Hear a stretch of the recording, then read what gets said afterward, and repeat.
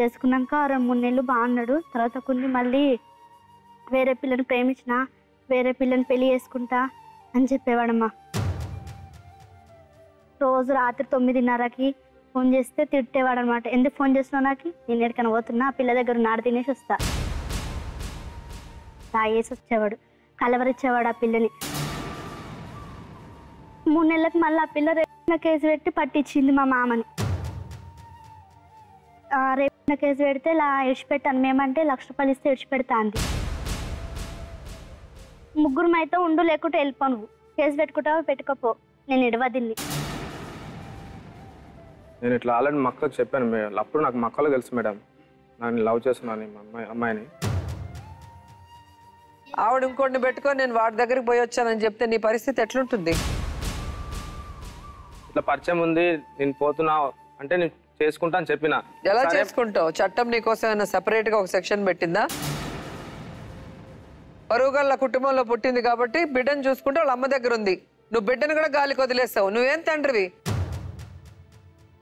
ఫస్టే ఉండే మేడం, పరిచయం ఉండే మేడం. ఏంటి ఫస్ట్ పరిచయం? దాంతో ఉన్నావా పెళ్లికి ముందే? ఏంటి పరిచయం? చెప్పాను వాళ్ళు రాలగొట్టేస్తాను. ఎందుకు నువ్వు ఇట్లా వేరే వాళ్ళ కొంపలు కూలుస్తారు మీ ఇలాంటి ఆడవాళ్ళు? నా ఇష్టంతో వచ్చింది మేడం. ఏంటి నీ ఇష్టంతో? నోర్మోయ్, ఏముందిరా నీ వెనక? నిన్ను చూసి ఏం చూడాలి? నీ మొహం చూడాలా, లేకపోతే నీకు వచ్చే సంపాదన చూసి నీ వెనక రావాలా? ఏమి ఒక పాప పుట్టింది. ఎప్పుడు? 6 నెలల్లో పుట్టింది మా డెలివరీ ఉన్నప్పుడు. ఇప్పుడు రెండో కడుపు. ఇప్పుడు రెండో కడుపు. నువ్వే చెప్తున్నావు 2 రోజులు దాంతో ఉండు, 2 రోజులు దీంతో ఉండని. ఇప్పుడు తీసుకొని వస్తే గమ్మున నాకు తెలియదని నసపెట్టద్దు. నీ మనవరాలు కాదు నేను నీ మనవరాలు కాదు. నువ్వు చెప్పే అంతా వినటానికి అడుగు మరి ఎదురుకున్నాడు, వదిలేసి రమ్మను. మేడం నువ్వు సంవత్సరం కాదు 2 సంవత్సరాలు ముగ్గురు లవ్ చేశారంట మేడం. ఎట్లా అనుకుంటున్నాడు మరి, దాని దగ్గర ఎట్లుంటాడో, ఎట్లా సంవత్సరం చేస్తున్నాడో నాకు అర్థం కాదు. ఇంత దారుణం జరుగుతున్నా కూడా ఎవ్వరి కళ్ళల్లో కూడా ఇక్కడ కోపం అన్నది మాకు కనిపించట్లేదు. మీరేంటంటే మీ ఇంట్లో ఒక విషపావుని పెంచి పెద్ద చేశారు.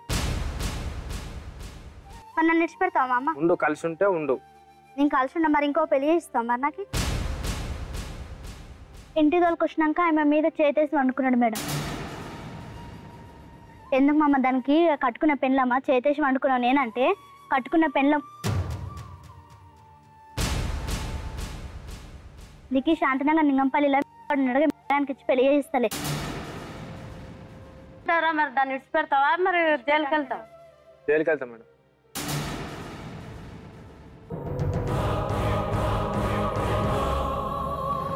ఇంత క్యారెక్టర్ లేని కూతురు ఉంటే ఆ తల్లిదండ్రుల గుండెలు పగిలిపోక ఏమవుతాయి?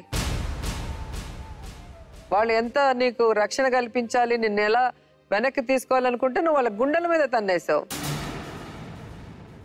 ఇక్కడ వాళ్ళు తల్లిదండ్రులు పెళ్లి చేసేటటువంటి ఆలోచన ఈ కేసులో లేదండి. ఇక్కడ తల్లిదండ్రులు ఈ విధంగా అమ్మాయి జీవితాన్ని పాడు చేయడమే కాకుండా పాడవడానికి ఇండైరెక్ట్ గా కారకులైతే, ఇక్కడ తల్లిదండ్రులు డైరెక్ట్ గా కారకులయ్యారు. అంటే తమ్ముడు జులాయిగా తిరుగుతున్నాడని తెలిసి కూడా ఏ విధంగా పెద్ద ఉన్నత స్థానంలో ఉన్నటువంటి వ్యక్తి కాదు, కానీ తన కూతుర్ని తమ్ముడికి ఇచ్చి పెళ్లి చేసి ఈ అమ్మాయి జీవితాన్ని పాడు చేశారు. ఈ కేసులోని మనం నిజం చెప్పాలంటే భార్య స్థానంలో ఉన్నటువంటి ఈ అమ్మాయికి ఒక పరిస్థితి లేదా ఆ అమ్మాయి యొక్క స్థానానికి ఎటువంటి లోటు లేదు, ఆమె భార్యగానే ఉంటుంది.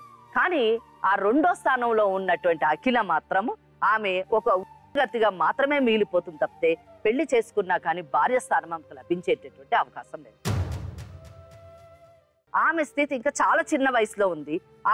ఈ రోజు ఆమెని ఈ స్థితిలో కూర్చోబెట్టినటువంటి ఈ మారెప్ప రేపు ఆమెతోని తన యొక్క సంబంధాన్ని కొనసాగిస్తాడా లేదా అన్నది కూడా ఆలోచించదగినటువంటి విషయం. రేపు ఆ అమ్మాయిని కూడా మోసం చేసి బజారు పాలు చేసేటటువంటి అవకాశం. ఏది ఏమైనా కానీ ఈ రోజు మనం ఆలోచించవలసినటువంటి విషయం, జారిపడవలసినటువంటి విషయం, చాలా దయనీయమైనటువంటి పరిస్థితి కేవలం అఖిలేద మాత్రమే కానీ భార్యస్థానంలో ఉన్నటువంటి ఈ అమ్మాయి కాదు.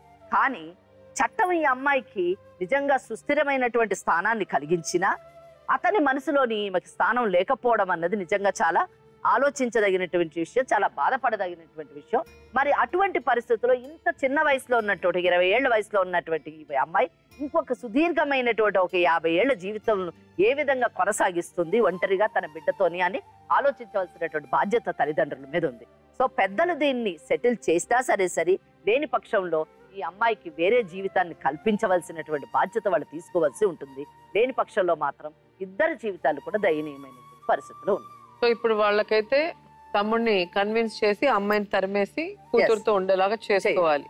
లేదు అంటే ఈ అమ్మాయికి కేసు వేయించాలి. భార్య బ్రతికుండగా భార్య డైవర్స్ ఇవ్వకుండా ఇంకో దాన్ని పెళ్లి చేసుకున్నానని చెప్తున్నాడు కాబట్టి 494 బిగమీ కేసు వేస్తే 8 ఏళ్ళు లోపలికి వెళ్తాడు. అప్పుడు ఈవిడ రోడ్డు మీద తిరుగుతుంది. అప్పుడు ఎవడొచ్చి ఈవిడిని చూసుకుంటాడు, ఈవిడ బిడ్డను చూసుకుంటాడు. చూసుకోండి. 8 సంవత్సరాల తర్వాత ఖచ్చితంగా జైలు కూడు తిన్నోడికి బుద్ధి వస్తుంది. అప్పుడు మారి భార్య పిల్లలు గుర్తొచ్చి వస్తాడు. లేదు అంటే వాడికి విడాకులు ఇచ్చేసి నీ కూతురికి ఇంకో పెళ్లి చేయండి. ఈ 3 ఆప్షన్స్ చట్టరికంగా 3 ఉన్నాయి. ఒకటి అతన్ని కాంప్రమైజ్ చేసుకుని అమ్మాయిని పంపించాలి. నేను చెప్పట్లేదు. వద్దు మేడం వాడు పిల్ల మరి అడగండి. ఇక్కడ చూస్తారు దాన్ని ఇచ్చిపెట్టరా. ఇక్కడ ఏంటంటే మా ఆయన గారు మా పెళ్లి కాకముందే ఒక ఆమెని లవ్ చేశారంట మేడం. నువ్వు నాకు ఇష్టం లేదు, నువ్వు అందంగా లేవు అని, డబ్బు కావాలనేసి మీ దగ్గర డబ్బు ఉందని చెప్పారు, అందుకే నిన్ను పెళ్లి చేసుకున్నా అనేసి. నేను హీరో లాగున్నా, ఎంతమంది అయినా పోతారు, వాళ్ళు పిలుస్తున్నారు అందుకే పోతున్నా, నేను మోగాడిని కదా పోకూడదా అనేసి మాట్లాడతాను. ఆమె 7వ నెల గర్భిణితో ఉందనేసి తెలిసింది మేడం. పనికి వెళ్ళినా సరే, ఎటు పోయి వచ్చినా సరే, అటు పోయి వచ్చినావా అవి పెడుతున్నావు అనేసి రోజు అక్రమ సంబంధం అంట కట్టేది మేడం ఆమెతోటి. వాళ్ళ హస్బెండ్ రెడ్ హ్యాండెడ్గా ఇద్దరిని పట్టుకున్నాడు మేడం. ఎందుకంటే ఎలా అంటారు? షార్ట్ వేసుకుంటే ఊకోదు మేడం. షార్ట్ తీస్తావా నేను కూడా వేసుకున్నా అంటది. అటువంటి పెళ్ళం అవసరమా? డాబా ఎక్కడం, నన్ను చూసి మా హస్బెండ్తో అక్రమ సంబంధం పెట్టుకుంది, అది ఇది అనేసి నన్ను తిట్టింది మేడం చాలాసార్లు. మీ ఇద్దరు కొట్టుకొని అమ్మాయి జీవితం నాశనం చేసి ఎగురుతున్నావేంటి? రౌడీజం చేస్తున్నావు. ఇక్కడ ఎంత చేసినావు, ఊర్లో ఎంత చేస్తుంటావు? వాళ్ళ అమ్మ కూడా అలాంటి పనే చేస్తుంది మేడం. ఆ డబ్బులు సంపాదించి చెల్లిని అందరిని కలిపింది మేడం. లేదు మేడం, ప్రమాణ పూర్తిగా ఇంటికి వెళ్తే ఒక్కడిని వేసుకొని మేడం కళ్ళారా చూసిన.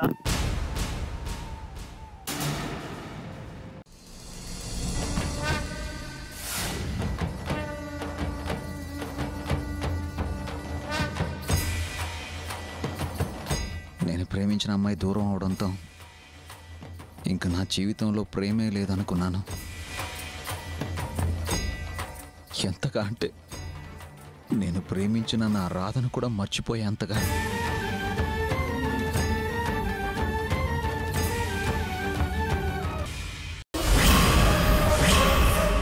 ఏంటమ్మాది? ఇది ముసల్దాని జ్ఞాపక శక్తిని తగ్గించి మతి మరుపును పెంచే మెడిసిన్. దీన్ని రోజు ఆ ముసల్ది తినే అన్నంలోనూ తాగే కాఫీలోనూ కలిపిస్తే చాలు. బర్త్డే కల్లా తను నిజంగానే మొత్తం మర్చిపోయి చివరికి తనెవరో తనే గుర్తుపట్టలేని స్థితికి వచ్చేస్తుంది. నాతోనే ఛాలెంజ్ చేసావు కదమ్మా, ఇక నీ మతి పోయేలా ఈ ఆస్తిని నేనే చేజిక్కించుకుంటాను, చూస్తూ ఉండు. మేడం, నేను కొరియర్ బాయ్నే. వంశీ గారికి కొరియర్ వచ్చింది. థ్యాంక్ యూ సో మచ్ అండి. It's okay madam.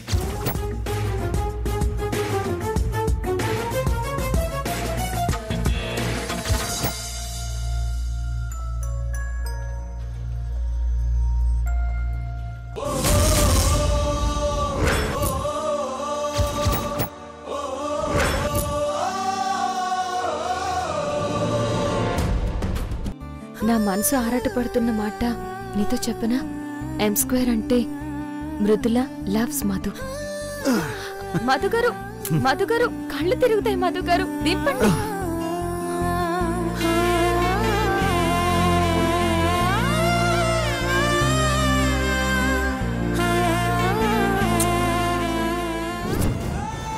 ఇక్కడే ఉండు. నేను ఇప్పుడే వస్తాను.